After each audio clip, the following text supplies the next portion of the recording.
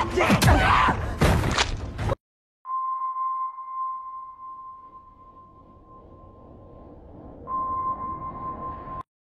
assalamualaikum warahmatullahi wabarakatuh. Halo teman-teman semua, selamat datang kembali. Kali ini kita akan mereview sebuah alur cerita film Abadi Nan Jaya, sebuah film zombie terbaru original Netflix Indonesia.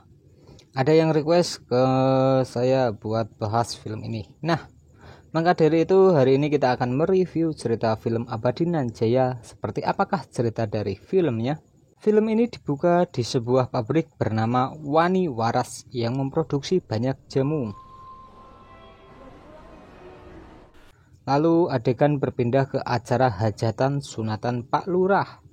Ada perempuan bernama Ningsih sedang membuat jamu dari pabrik Wani Waras untuk para tamu undangan. Ningsih marah saat itu karena pacarnya Rahman tak kunjung melamarnya. Rahman adalah seorang polisi. Ia selalu sibuk dengan pekerjaannya, jadi tak kunjung melamar Ningsih. Saat akan memberi cincin sebagai tanda serius, Rahman malah ditelepon oleh komandan karena ada kasus yang harus segera ditangani. Tak lama setelah Rahman pergi, tiba-tiba ada sebuah mobil ugal-ugalan menabrak acara hajatan.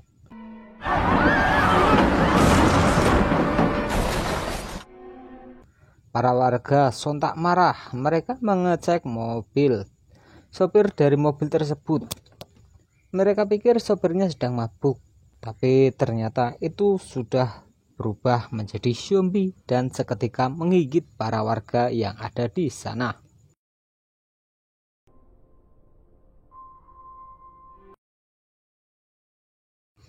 Dan film Abadi Nan Jaya pun dimulai sebelum ke videonya. Sebelum kita lanjut, buat teman-teman semua yang belum subscribe, yuk dibantu subscribe dulu. Jangan lupa kasih like dan komen. Siapkan posisi terbaik untuk mendengarkan cerita ini, pastikan Anda tidak sendirian. Kalau suka, jangan lupa dibagikan kepada teman, keluarga, atau sahabat kalian agar semakin banyak yang mendengarkan kisah ini. Film berpindah mundur 5 jam kemudian kekacauan terjadi. Pabrik Wani Waras sedang meracik jamu baru yang mana khasiatnya luar biasa, membuat seorang menjadi awet muda. Jamu itu mereka namakan Abadi Nan Jaya atau disingkat ANJ. Sebelum dijual bebas, jamu itu pun akan diuji oleh dua pemilik saham terbesar dari pabrik Wani Waras, yaitu adalah Pak Sadimin dan juga Ibu Grace. Lalu kita pun akan berfokus kepada keluarganya.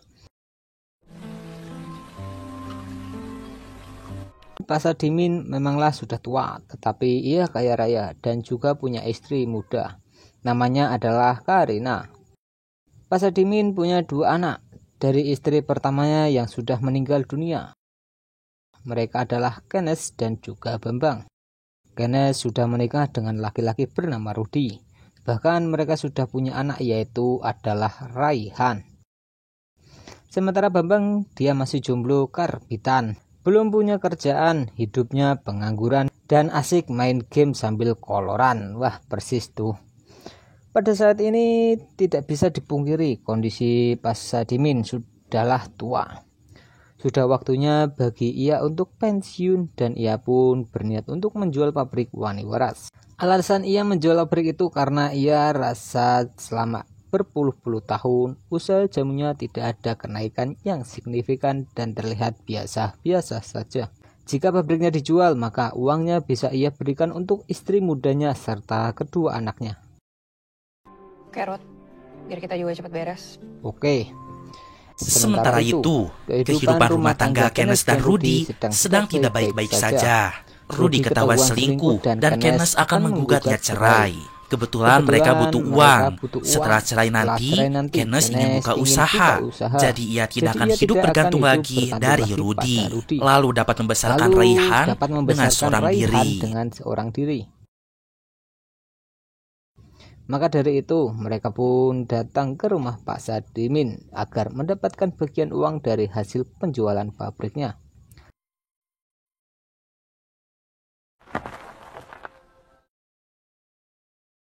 Sesampainya di rumah Pak Sadimin, Kenes tampak tidak menyapa Karina, bahkan seperti benci kepadanya. Ternyata Ganesh dan Karina dulu adalah sahabat dekat. Bahkan mereka satu sekolah di zaman SMA.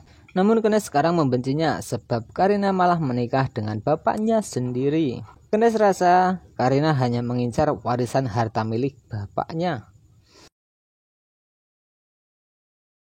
Setelah selesai mandi, Pak Sadimin sangat terkejut karena wajahnya terlihat lebih muda. Uban di kepalanya seketika berubah menjadi warna hitam. Yang ternyata sebelum mandi ia sempat minum jamu Abadi dan Jaya. Sebuah jamu baru racikan pabrik Wani Waras. Pak. Mau apa kabar? Semua orang tampak terkejut dengan Pak Sadimin. Yang tampak beda, ia terlihat lebih muda dari biasanya. Dan pada saat itulah Pak Sadimin sangat yakin jika jamu barunya yaitu Abadi dan Jaya adalah penemuan yang luar biasa. Ia juga sangat percaya diri akan membatalkan niatnya untuk menjual pabrik Wani Waras. Sebab dengan jamu Abadi dan Jaya, pabrik Wani Waras akan semakin maju dan lebih berkembang ke depannya.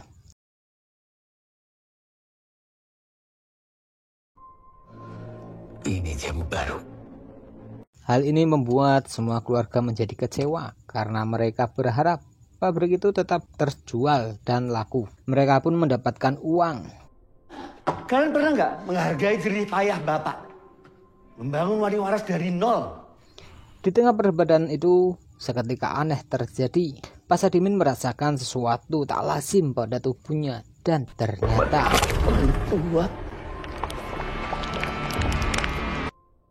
ternyata di belakang lehernya sudah ada luka yang sangat mengerikan. Itu adalah efek samping dari penggunaan jamu Abadi dan Jaya. Seketika Pak Sadimin muntah darah, membuat semua orang yang di situ menjadi panik.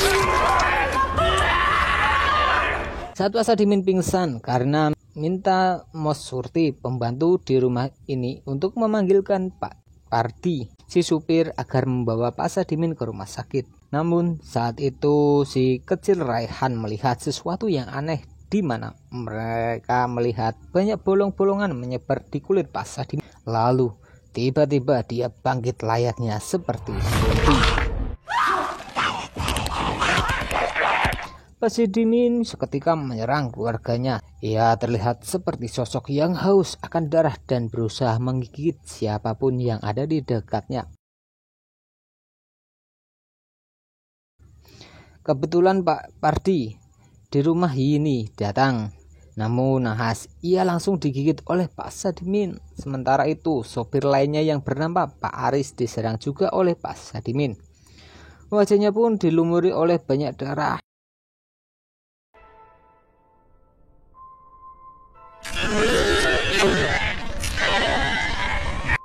Namun beruntung Bambang menyelamatkannya.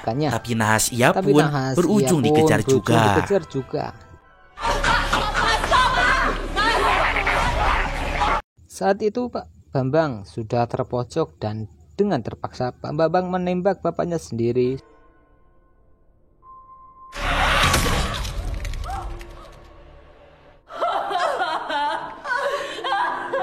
Pada akhirnya Pak Sadimin meninggoy. Setelah kejadian itu, si Pari, si sopir, sangat trauma. Bahkan ia segera pergi dari rumah itu. Karina bersedih atas kematian Pak Sadimin. Ternyata ia tak hanya mengincar hartanya. Ia benar-benar mencintai pria tua itu. Sementara Bambang dan Ganesh, mereka tak menyangka dengan apa yang terjadi. Bambang merasa menyesal telah membunuh bapaknya sendiri.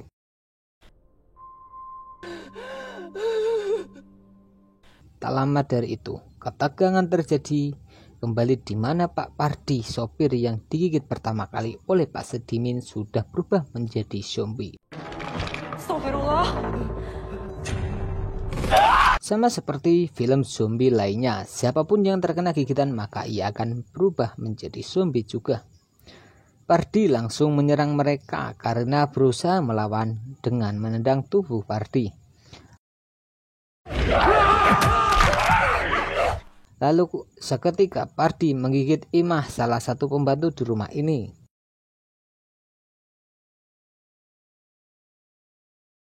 Di dalam mobil, Bambang melihat pada kaca spion ada kekacauan di belakang. Ia melihat Imah sudah berubah menjadi zombie. Saat itu mereka belum tahu tentang zombie, jadi Kenes malah mendekatinya. Saat Imah akan menyerang Kenes, dengan sigap Bambang menabrak Imah sampai badannya hancur karena terlindas. Karina bersama Bosti, Rudi dan juga Raihan segera lari dari rumah karena mereka terus dikejar oleh zombie Pak Pardi.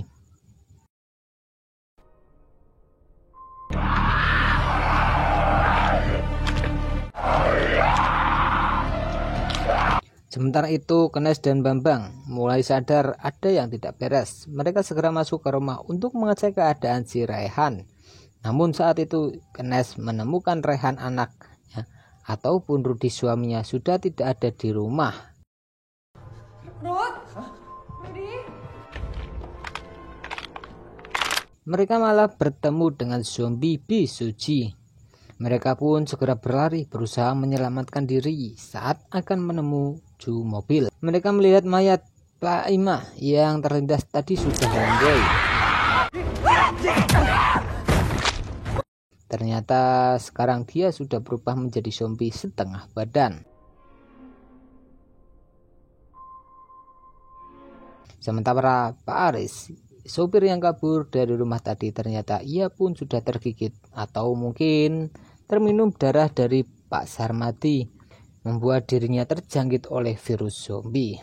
Ia mulai kehilangan kesadaran menabrak acara hajatan, lalu kemudian ia menggigit semua tamu undangan yang ada di sana. Ini sesuai dengan adegan yang ada di awal film tadi. Sehingga virus zombie semakin menyebar luas.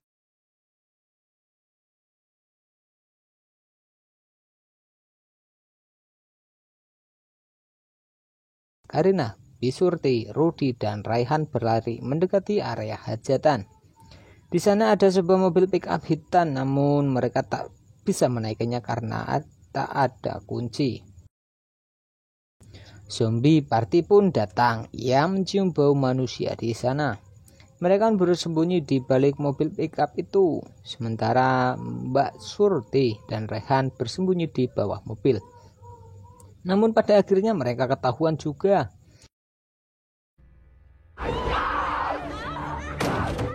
Karena berusaha melawan, ia menusuk zombinya dengan garpu taman.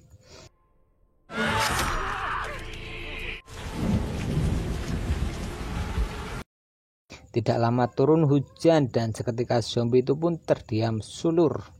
Lalu mereka segera melarikan diri. Hal ini mirip dengan zombie series Zona Merah, di mana para zombie akan diam ketika hujan turun.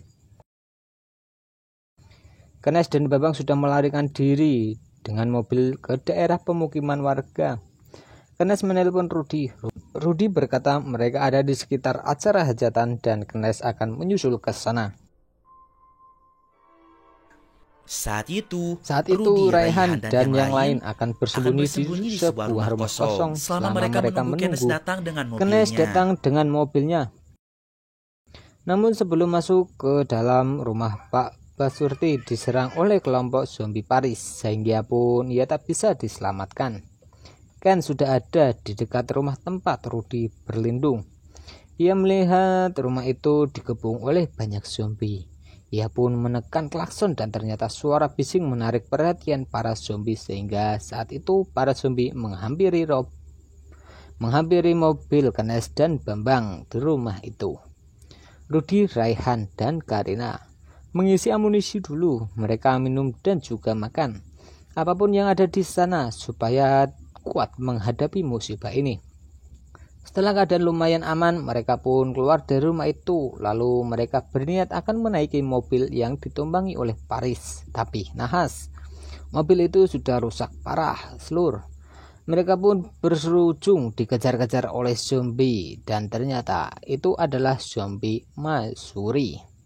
Mereka bertiga lari dan beruntung ada sebuah rumah yang tak dikunci. Mereka segera masuk ke sana.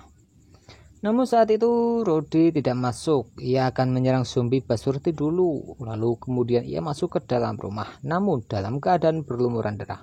Ia telah berhasil menumbangkan zombie Mbak Surti. Tapi ternyata Rudy sudah terkena gigitan zombie. Ia sadar lambat laun berubah menjadi zombie juga. Rudy segera memeluk Raihan. Ia meminta maaf selama ini Raihan selalu meninggal pertingkaian orang tuanya. Namun ia ingin Raihan tahu jika ia sangat menyayanginya. Sementara di sisi lain, mobil Kenes dan Bambang terus melaju. Mereka pun kehilangan kendali dan hampir ketabrak oleh sebuah truk. Bambang bantir setir sampai membuat mobil terbang dan jatuh ke sawah karena akibat terlalu cepat berkendara. Untungnya mereka berdua masih selamat. Mereka pun dihampiri oleh supir truk. Namun saat supir truk datang, mereka menyerang semua orang yang ada di belakang mobil truk. "Woi mas!" Karena Bambang segera melarikan diri ke kantor polisi yang tak jauh dari sana. Terlihat di kantor polisi banyak petasan hasil rahasia. Lalu Kenes dan Bambang datang dengan ekspresi yang panik. Mereka melaporkan banyak orang yang mati di luar. Itu harus segera diperiksa di luar. Itu kerusuhan pak. Sementara itu Rudy mulai berubah menjadi zombie. Ia pun menyerang anaknya ya juga Karina. Karina berusaha melindungi si kecil Raihan. Saat itu Rudy berusaha mendobrak pintunya. Dengan sekuat tenaga Rudy mendobrak pintu. Namun nahas perut Rudy tertusuk oleh gagang besi sumur yang ada di sana. Zombie Rudy berujung terjebak. Ia tak bisa bergerak lebih banyak dan menyerang mereka. Setelah zombie Rudy tersangkut di pompa air, tak lama datanglah Ningsih. Ternyata ya pemilik rumah ini. Ningsih berhasil survive dari serangan para zombie yang ada di hajatan. Ia pun panik karena melihat Karina dan Raihan ada di sana, karena mengatakan mereka tidak tergigit dan tadi di rumah tidak dikunci. Maka dari itu mereka sembunyi di sini. Sementara para polisi akhirnya mengecek keadaan luar. Mereka sangat terkejut saat melihat para zombie nahas. Para polisi pun diserang dan digigit. Salah satu polisi yang bekerja di polsek yaitu adalah Rahman, pacarnya Ningsih. Mereka saling berkabar jika masih selamat dari serangan zombie. Tak lama kemudian komandan datang yang menyuruh Rahman untuk menutup pintunya. Ken Bambang membantunya. Mereka menghalangi pintu dengan benda-benda yang sangat berat seperti rak, lemari, dan lainnya yang pentinglah berat. Namun ternyata komandan sudah tergigit. Lambat laun ia berubah menjadi zombie. Bambang menyuruh Rahman untuk menembak komandan, tapi Rahman tidak mau karena itu adalah komandannya. Bambang berkata dia bukan manusia lagi. Lalu seketika ia mengambil pistol Rahman dan menembak Pak Komandan. Akan tetapi zombie itu akan tidak mati jika ditembak kepalanya. Seluruh komandan terus menyerang mereka, tapi beruntung zombie komandan berhasil dikurung ke dalam jeruji besi penjara. Wah, sekarang malah komandannya yang dipenjara guys. Setelah itu Ken sangat khawatir karena Rudy suaminya tak kunjung mengangkat telepon. Dia khawatir dengan keadaan Raihan anaknya. Ia pun ditenangkan oleh Bambang adiknya. Raihan pasti akan selamat karena dia itu adalah anak yang pintar. Lu tenangin lu, digigit enggak dikit. Supaya dia enggak bisa selingkuhin lu lagi. Tak lama kemudian ada telepon ke HP Kenes. Ternyata itu adalah Karina. Ia menelpon dengan HP Mbak Ningsih karena ingin mengabarkan jika ia sedang bersama Raihan. Mereka baik-baik saja dan berlindung di rumah Mbak Ningsih. Namun sayangnya Rudy, suaminya Kenes, sudah berubah menjadi zombie. Ken sangat sedih mendengarkan hal itu. Sementara itu para zombie sudah mengepung kantor polisi. Mereka terjebak di sana. Raihan minta bantuan kepada polsek lain. Namun setelah menunggu beberapa lama, bantuan tak kunjung datang. Rahman, Bambang, dan Kenes naik ke atas lonteng. Saat itu mereka melihat ternyata bantuan polisi dari polsek sebelah sudah dibantai habis oleh para zombie. Mengerikan guys. Menelpon Karina lagi. Ia memberi pesan jika dirinya tak selamat. Ia mohon agar Karina selalu menjaga Raihan agar ia pergi sejauh mungkin dari tempat ini. Karina pun berjanji supaya Kenes merasa tenang. Kalau gue sama Bambang sampai kenapa-kenapa, lo harus usahain bawa Lehan pergi jauh dari sini. Ya, janji. Rahman dan Bambang masih ada di atas lenteng. Rahman masih belum mengerti mengapa semua warga desa orang kerasukan. Lalu tidak lama terdengar suara kumandang adzan. Lah itu masih mau sholat, para zombie terlihat mendekati ke arah masjid. Saat itu Rahman dan Bambang sadar ternyata para zombie tertarik dengan suara yang keras. Lalu azan seketika berhenti karena muazin digigit oleh zombie. Ada-ada saja guys, mati deh. Untuk memastikan dugaan itu, Rahman menyalakan sebuah petasan ke area sawah. Suara petasan itu pun benar-benar menarik perhatian para zombie yang benar-benar mereka tertarik pada suara-suara yang berisik tentunya ya. Hari mulai gelap. Mereka harus bertindak karena lama-kelamaan kantor polisi ini akan jebol. Rahman mempunyai ide. Mereka harus mengalihkan perhatian para zombie dengan petasan-petasan yang ada di kantor polisi. Mereka harus melemparkan petasan itu sejauh mungkin agar para zombie pergi dari kantor polisi ini. Pintar juga ini idenya ya. Setelah itu, mereka sudah mengenakan perlindungan yang sangat ketat. Harus bergegas menuju mobil truk yang ada di depan. Dengan begitu, mereka bisa selamat dan pergi dari desa ini. Namun kenyataan tak sesuai harapan. Mereka tak ahli menyalakan petasan. Petasan itu malah meledak di kantor polisi. Kocak habis nih guys.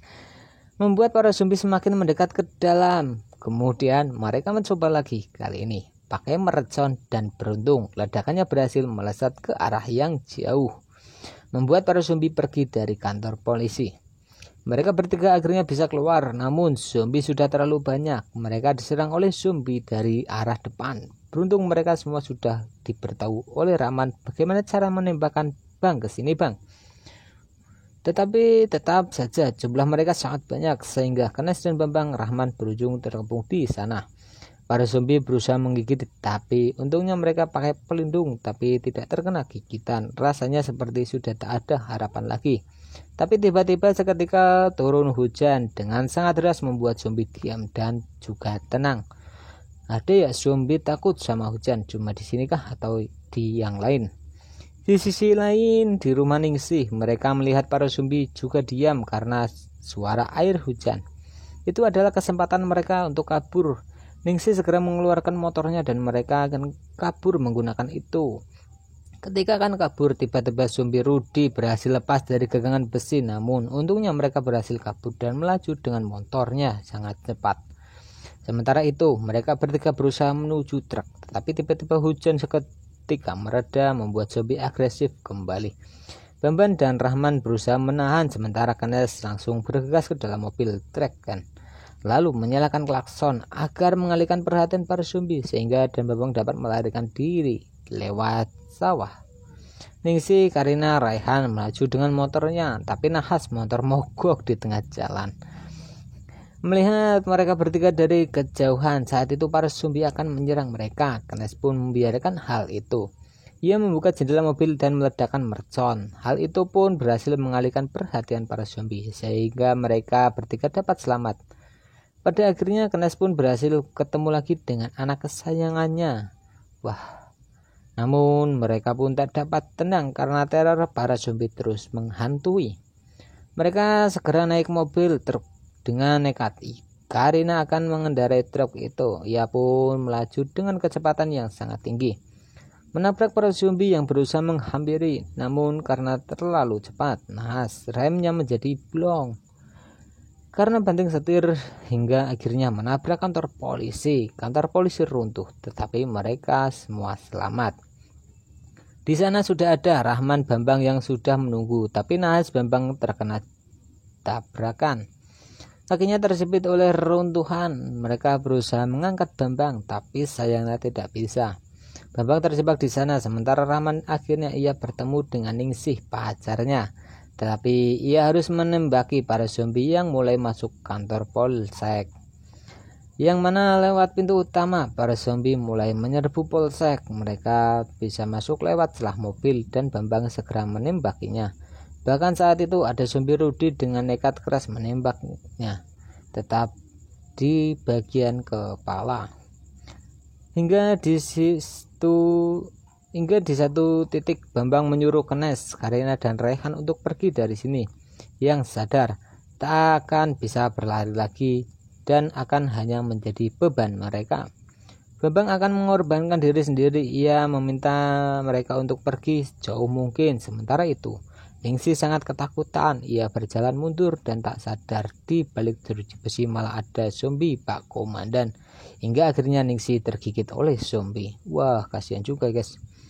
Rahman sangat marah. Ia lengah dan gagal melindungi calon istrinya. Ia mulai kehilangan fokus, sementara para zombie sudah mulai berhasil membobol kantor polsek.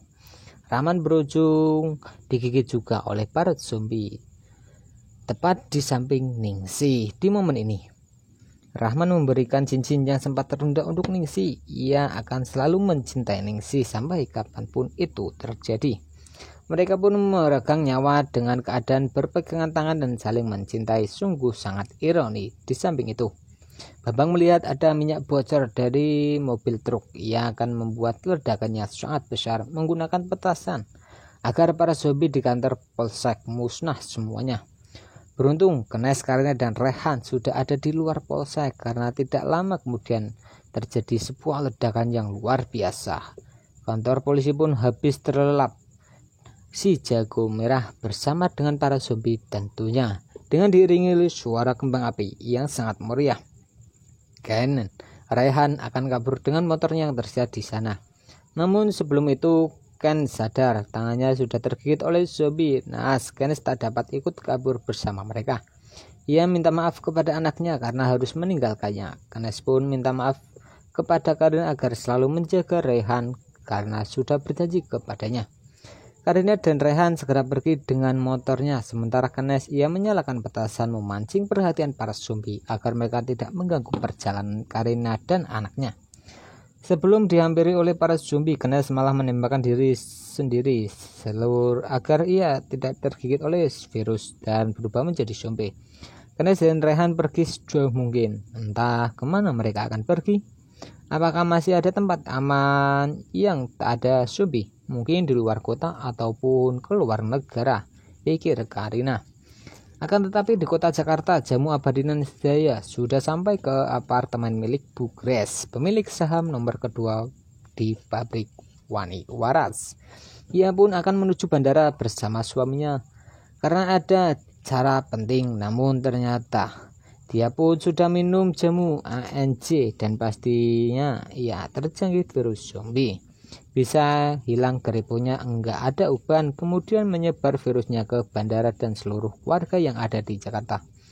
Film ini pun diakhiri dengan soundtrack Indonesia Tanah Air Beta Pusaka Abadinan Jaya. Oke guys, untuk penutupnya, wabah di desa Wanirejo berhasil dikendalikan, tetapi banyak korban dan desa hancur.